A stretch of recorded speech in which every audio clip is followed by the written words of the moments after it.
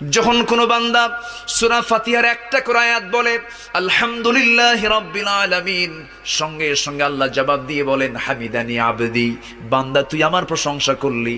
আর রহমানির রহিম যখন বলে আল্লাহ বলেন আসনা আলাইয়া আবদি। মালিক ইয়াউমিদ্দিন যখন বলে আল্লাহ বলেন মাজ্জাদানি আবদি। এরপরে যখন বলে ইয়াকা না'বুদু ওয়া ইয়াকা নাস্তাঈন পর্যন্ত যখন বলে আল্লাহ বলেন বান্দারে তুই আমার কাছে কি চাস, প্রাণ খুলে চারে বান্দা।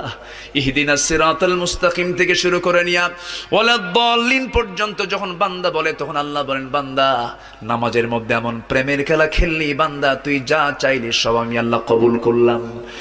ওই বান্দা যখন রুকুতে যায় আল্লাহ তখন অস্থির হন। ওই বান্দা যখন সিজদায় যাওয়ার জন্য প্রস্তুতি নাই, সমস্ত ফেরেশতাকে ডাক দিয়ে বলেন ও ফেরেশতারা, এই বান্দাগুলো আমাকে দেখলো না, রাসূলকে দেখলো না, কোরআনকে দেখে হাদিসকে বিশ্বাস করে আমাকে খুশি করার জন্য তার সবচেয়ে সম্মানজনক